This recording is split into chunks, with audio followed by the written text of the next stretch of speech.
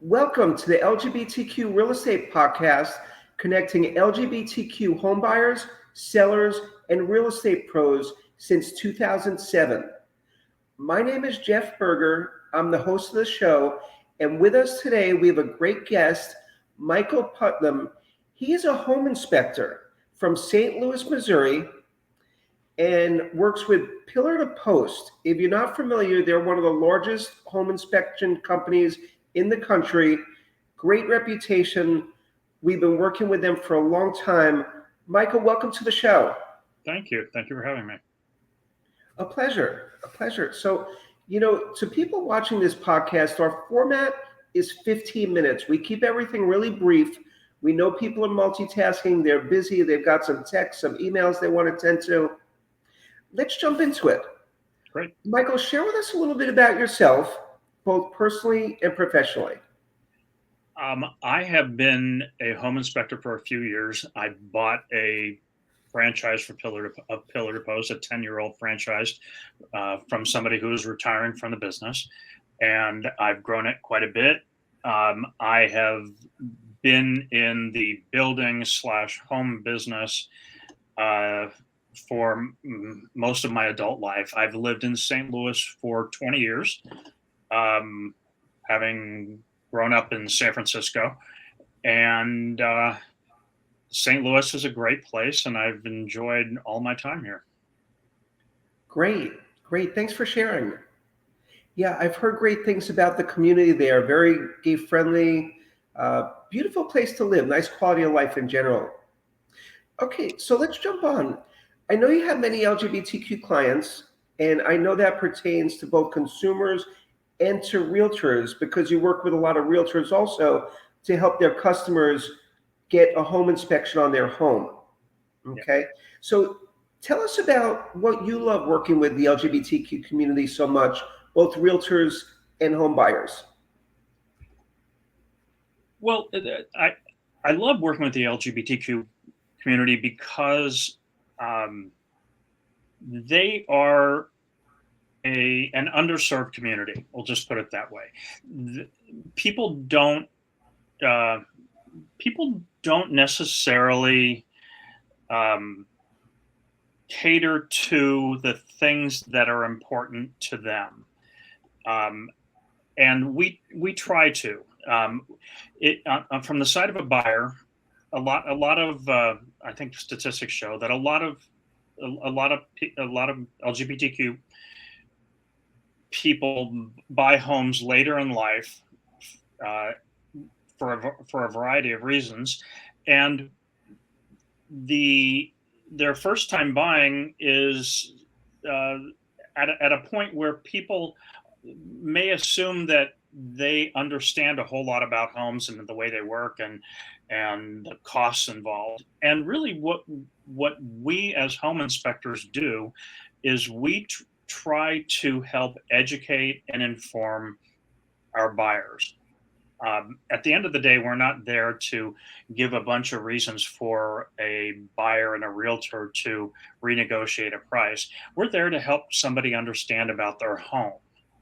And it's very important that they understand the good, the bad, and the ugly.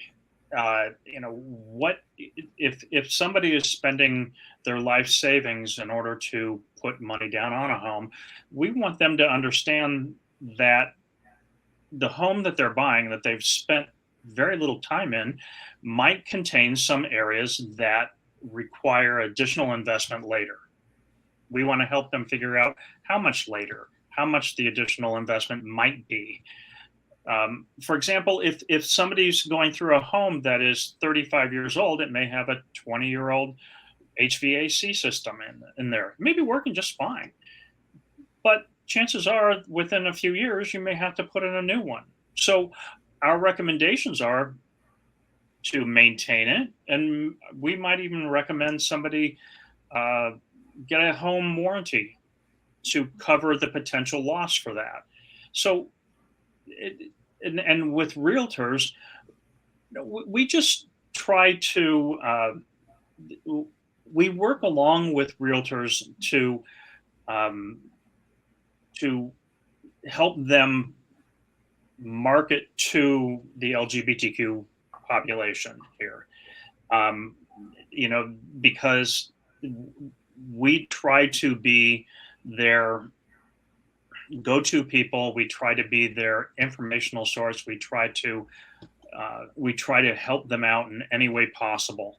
Um, our job with realtors is to help them not only find clients, and which doesn't seem like the most obvious thing, but we're there to help them um, in the buying process with their clients. We don't want to be somebody who is alarmist and perhaps scares a buyer away from their first purchase or their second purchase because something is coming up. We try to uh, be very uh, careful and understanding in the way we discuss uh, the issues that come along with home ownership.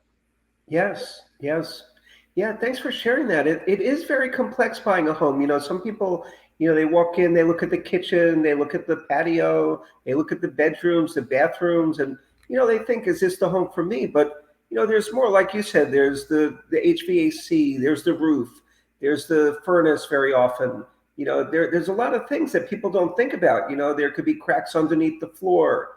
There could be water damage. There's so many things, and this is important, this podcast, because for someone that's watching this, that stumbled upon this video on YouTube, for example, they can be educated more. And that's what the podcast is about, reaching out, helping people make decisions, to choose professionals. And home inspection is something so important. Many people don't understand that, before you close on a home, typically you go to inspection to find out if everything is good. Yeah. So like you said, it's your job to be unbiased. Tell it like it is. If there's a roof that's 25 years old and 5 years from now is going to need to be redone, the buyer should know that and the seller should know that. And that's important because that's going to be $40,000, $50,000, depending on the size of the home in 5 years. So it's very important what you do. I sell real estate also, so I'm a big fan of home inspection, and ironically, it's not required. So some people can waive inspection. I think that's a crazy thing to do. It's like buying a car and not taking it to a mechanic. If it's a secondhand car, and not taking a test drive. When you can spend whatever it costs to get a home inspection. It's a great insurance policy because you don't know what's underneath that hood sometimes. True. Yeah. The interesting thing is that the home inspections are the way that people conduct home inspections and the way that people order home inspections is really market driven.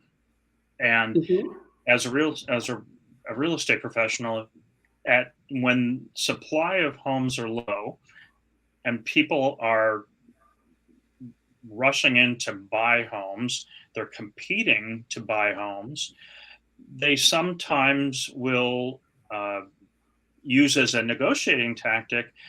Um, they will say, "Well, we'd like an inspection, but we're not going to ask for anything for you to do anything. We just want to know what's happening." Then as home inspectors, our job is realistically really pretty easy. We're just there to really document the the the the condition of the home.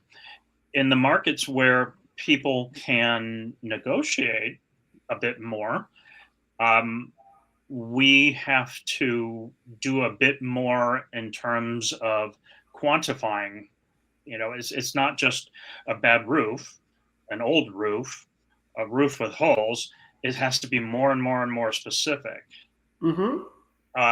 So either way, I hate the term at the end of the day. At the end of the day, we're just there to present the facts and to teach people about the used car they're buying, the used house they're buying.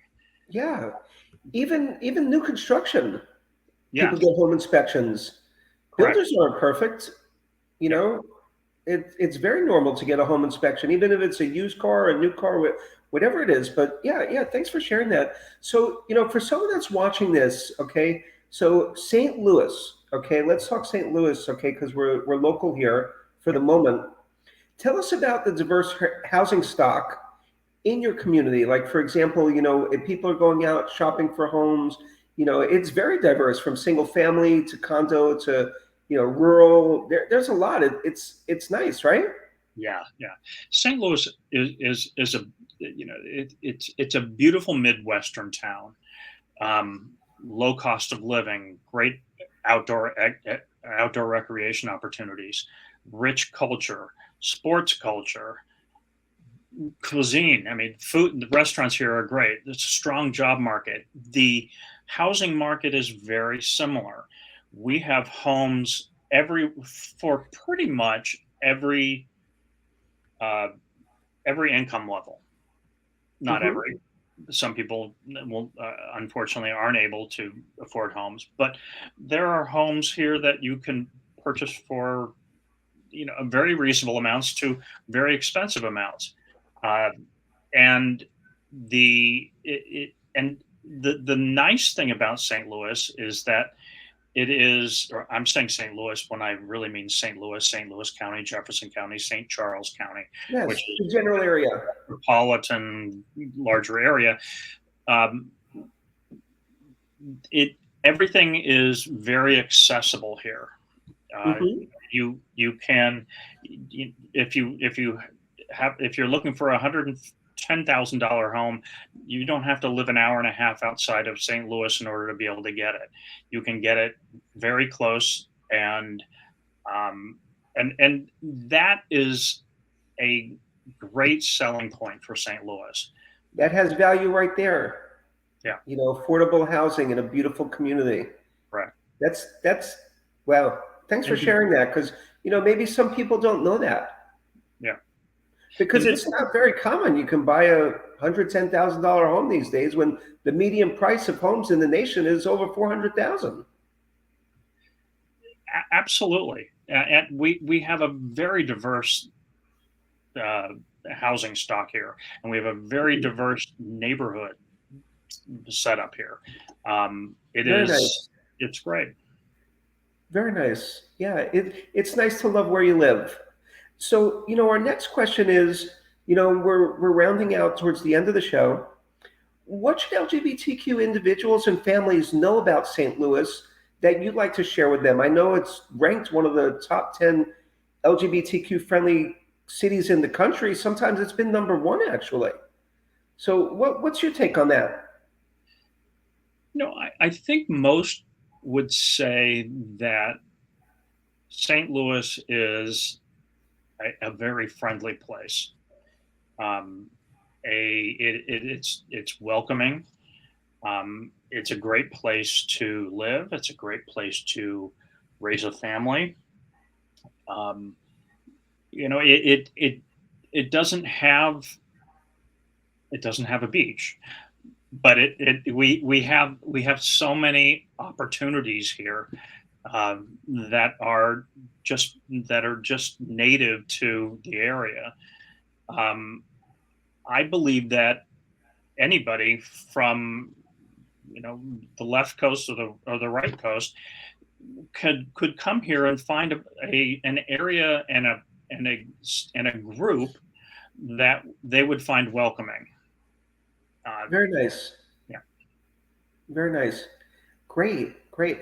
Well, one thing about the Midwest, like you said, it's in the middle and it's very accessible for commuting. Like if you're a person that travels a lot for work, whatever it may be, yeah, there's a lot of value to that because you're right in the middle.